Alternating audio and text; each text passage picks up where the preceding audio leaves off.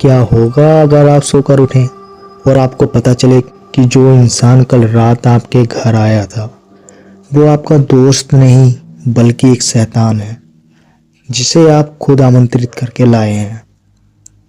उत्तराखंड के पाषाण गांव का एक नियम था। अगर आपको रात 12 बजे किसी मरे हुए अपने की आवाज़ आए तो दरवाज़ा गलती से भी मत खोलना। लेकिन आर्यन ने दरवाज़ा खोल दिया और अब वो चीज़ उसके घर के अंदर है। आर्यन और उसके 3 दोस्त समीर, विवान और तानिया उत्तराखंड के एक ऐसे गांव पहुंचते हैं जिसका नाम नक्शे पर भी धुंधला था। पाषाण गांव। ऊंचे पहाड़, चीड़ के घने जंगल और एक ऐसी खामोशी जिसे सुनकर कान फटने लगे। वहां का एक इकलौता होस्टमैन एक बूढ़ा आदमी था जिसकी एक आंख सफेद मोतियाबिंद से पत्थर जैसी चमकती थी। और वो बूढ़ा आदमी उस 100 साल पुरानी हवेली का मालिक था। वो बूढ़ा आदमी उन्हें एक पीतल की चाबी देता है और वो कांपती आवाज से कहता है, बेटा, इस हवेली के पिछले हिस्से में एक लकड़ी का दरवाजा है जिस पर लोहे की जंजीर बंधी है, और रात 12 बजे के बाद अगर तुम्हें अपनी माँ, बहन या किसी प्रियजन की वहाँ से आवाज़ सुनाई दे तो गलती से भी दरवाज़ा मत खोलना। वो आवाज़ तुम्हारी यादों से चुराई गई होगी, वो किसी इंसान की आवाज़ नहीं होगी। इतना सुनते ही सब हंसने लगते हैं। तभी विमान कहता है, काका, हम दिल्ली वाले हैं, भूतों को नाश्ते में खाते हैं। इतना कहकर वे सब अपने कमरे में चले जाते हैं। रात के ठीक 2:15 हो रहे थे। तभी आर्यन की नींद टूटी। पूरे कमरे में सड़ी हुई मिट्टी और पुरानी लाश जैसी गंध फैल गई। अचानक आर्यन को उस हवेली के पीछे के हिस्से से आवाज सुनाई देती है, आर्यन, आर्यन बेटा, दरवाजे खोल, मुझे बहुत ठंड लग रही है। आर्यन के रोंगटे खड़े हो गए। यह आवाज उसकी माँ की थी जो 3 साल पहले एक हादसे में गुजर चुकी थी। फिर भी ममता की खिंचाव इतना तेज था, उसे दरवाजे तक ले जाता है। आर्यन उस दरवाजे पर लगी जंजीरों को खोलता है और फिर उस पीतल की चाबी को घुमाता है। दरवाजा खुलता है और दरवाजा खुलते एक बर्फीली आंधी अंदर आती है। आर्यन बाहर झांकता है, बाहर कोई नहीं होता। तभी आर्यन दरवाजा बंद करता है और जैसे ही आर्यन गेट बंद करके पीछे मुड़ता है वो देखता है कि फर्श पर गीली मिट्टी के पैरों के निशान बने थे और वो निशान दरवाजे से अंदर की तरफ ठीक उसके बिस्तर के नीचे जाकर खत्म हो रहे थे। यह सब देखकर आर्यन घबरा जाता है और तभी अपने दोस्तों को उठाकर सब कुछ बताने लगता है। वे सब यह सुनकर चौंक जाते हैं। तभी विमान कहता है, घबराओ मत, हम सब सुबह होते ही दिल्ली के लिए निकल जाएंगे। वो लोग डर के मारे अगले दिन दिल्ली ही भाग आते हैं। लेकिन दोस्तों, कहानी यहीं ख़त्म नहीं होती। आगे जो आर्यन के साथ होता है आर्यन ने सपने में भी नहीं सोचा था। आर्यन अपने फ्लैट में अकेला होता है और उसे लगता है वो वहाँ से बच निकला। लेकिन तीसरे दिन जब वो रात में ब्रश कर रहा होता है उसे शीशे में अपने पीछे एक धुंधली परछाई दिखती है। वो पीछे मुड़ता है, वहाँ कोई नहीं होता। जब वो वापस शीशे में देखता है तो शीशे पर भाप से कुछ लिखा होता है और शीशे पर जो लिखा होता है उसे देखकर आर्यन की आंखें फटी रह जाती हैं। शीशे पर लिखा होता है, शुक्रिया मुझे घर लाने के लिए। तभी आर्यन के पास समीर का फोन आता है। वो चीख रहा था, आर्यन, मेरे घर के पंखे से कोई लटका हुआ है, लेकिन मैं लाइट जलाता हूँ तो वो गायब हो जाता है। वो औरत है आर्यन, उसके पैर उल्टे हैं यार, और वो मेरा नाम ले रही है। आर्यन हिम्मत जुटाते हुए समीर से कहता है, लाइट बंद मत करना मेरे दोस्त, मैं एक अघोरी बाबा को जानता हूँ, हम कल उनके पास चलेंगे। अगले दिन आर्यन उन बाबा के पास जाता है। अघोरी बाबा उसके चेहरे को देखकर पीछे हट जाते हैं और उससे कहते हैं, तूने धमनी पिशाचनी को आजाद कर दिया है। वो पहले आपकी यादें चुराती है और फिर आवाज और फिर शरीर। वो अब तेरे घर में नहीं, तेरे अंदर रहने की जगह ढूंढ रही है। अघोरी बाबा बताते हैं अगर उससे बचना है तो उस हवेली में वापस जाकर उस दरवाजे को अपने खून से बंद करना होगा। और उनको वो एक जल पढ़कर देते हैं जो उनकी रक्षा करेगा। लेकिन अब उन्हें दिल्ली से उत्तराखंड का सफर नामुमकिन सा लग रहा था, क्योंकि आर्यन अब इतना डर गया था कि उसकी हिम्मत जवाब दे रही थी और आर्यन को अपनी कार के शीशे पर बार बार मिट्टी के हाथ छपे दिख रहे थे। आर्यन वहां से अपने फ्लैट के लिए निकलता है और अपने फ्लैट पर पहुंच जाता है। रात के ठीक 2:15 हो रहे थे। आर्यन अपने फ्लैट में कैद हो जाता है। तभी बिजली कट जाती है। आर्यन को महसूस होता है जैसे उसके बेड के नीचे से ऊपर की ओर कोई रेंग रहा हो और ठंडी उंगलियां आर्यन के गले की गर्दन को छू रही हो। तभी आर्यन के फोन पर वीडियो कॉल आता है। वीडियो कॉल समीर की थी। आर्यन कॉल उठाता है और वो देखता है स्क्रीन पर समीर नहीं बल्कि खुद को देख रहा होता है। वीडियो में जो आर्यन का हमशक्ल होता है वो पाषाण की उस हवेली के पास खड़ा मुस्कुरा रहा होता है और आर्यन से कहता है, मैं पहुंच गया, तुम कहाँ हो? जो दिल्ली आया था वो साया था। और उसकी अपनी रूह जो होती है अब वो भी उसी हवेली में कैद होती है।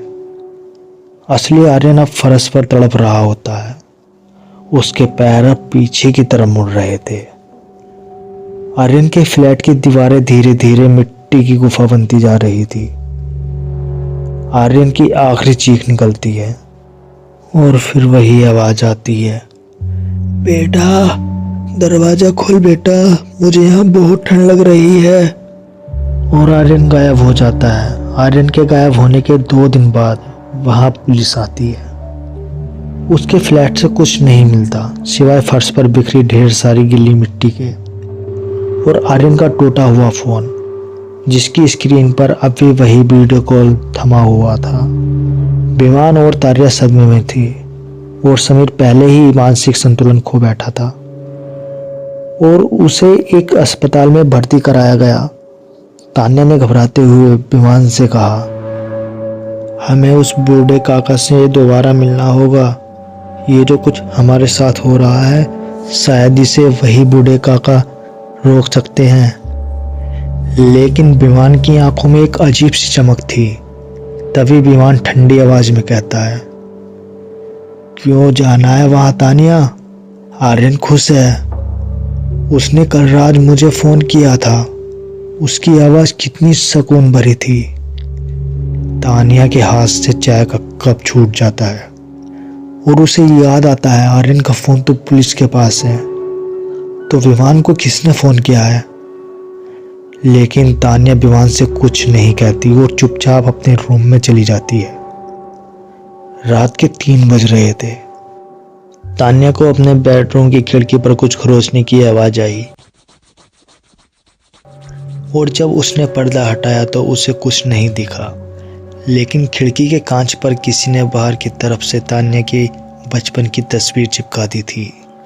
वो तस्वीर जो सिर्फ उसकी अलमारी के अंदर थी। अचानक तान्या को विमान के कमरे से हंसने की तेज आवाज आती है। तान्या भागकर विमान के कमरे में गई और देखा विमान अंधेरे कमरे में दीवार की तरफ मुंह करके बैठा था। वह हवा में कुछ पकड़ने की कोशिश कर रहा था। तान्या ने कांपते हुए पूछा, तुम क्या कर रहे हो? विमान पलटा। उसकी आंखें पहले जैसी नहीं थी। पुतलियाँ पूरी तरह गायब हो चुकी थी और उसकी आंखें सफ़ेद पत्थर जैसी दिख रही थी। विमान ने तान्या से कहा, वो मेरी यादें ले रही है, बदले में मुझे आवाज़ सुनाई दे रही है जो मैं सुनना चाहता हूँ। देखो तान्या, मेरे पिताजी मुझसे बात कर रहे हैं। लेकिन विमान के पिताजी की मृत्यु सालों पहले हो चुकी थी। तान्या समझ गई थी धवनी पिचासनी ने विमान के दिमाग में घर कर लिया है। तान्या को एक बात अच्छी समझ आ गई थी कि उसे अकेले ही पाषाण जाना होगा। तान्या ने अपनी कार उठाई और उत्तराखंड की पहाड़ियों की ओर चल पड़ी। जैसे ही वो गांव के करीब पहुंची, कार के रेडियो पर गाने की जगह रोने और चीखने की सुनाई देने लगी। तभी तान्या को रास्ते में वही सफ़ेद आंखों वाला बूढ़ा दिखा। तान्या ने कार के ब्रेक दबाए। बूढ़े आदमी ने इस बार तान्या को डराया नहीं बल्कि रोते हुए कहा, बेटी तुमने आने में बहुत देर कर दी। अब वो दरवाज़ा सिर्फ लकड़ी का नहीं रहा, वो एक इंसानी मांस से बन चुका है। उसे सील करने के लिए अब खून की नहीं बल्कि बलि की ज़रूरत है। तान्या उस हवेली के पास पहुंची। अब वो हवेली पहले से ज़्यादा डरावनी लग रही थी और उस दरवाजे के पीछे से आर्यन की आवाज़ आई, तान्या मुझे बचा लो तान्या, यहाँ बहुत ठंडी जगह पर हूँ मैं। तान्या ने हिम्मत जुटाई और अघोरी बाबा का दिया हुआ जल उस दरवाजे पर फेंक दिया। अचानक से दो जोरदार धमाका हुआ और दरवाज़ा खुल गया और अंदर का नज़ारा देखकर तान्या की चीख निकल गई। अंदर आर्यन और समीर के शरीर किसी कठपुतली की तरह दीवार पर लटक रहे थे और उनके शरीर से मिट्टी निकल रही थी और कमरे के बीच में खड़ा था विमान। वो तान्या की तरफ देखकर मुस्कुराया और आर्यन की आवाज़ में बोला, शुक्रिया तान्या, हमें यहाँ तक लाने के लिए। पिशाचिनी को एक स्त्री के शरीर की ज़रूरत थी और तुमने यहाँ आकर उसे पूरा कर दिया। हवेली की दीवारें अब जिंदा हो चुकी थी और तान्या को अपनी ओर खींचने लगी। तभी तान्या ने देखा उसकी परछाई फर्श से अलग होकर खड़ी होने लगी और परछाई तान्या की गर्दन पकड़ने वाली ही थी।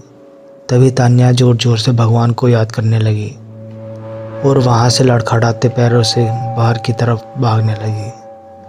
पीछे से आर्यन और समीर और विमान की चीख उसके कानों को चीर रही थी।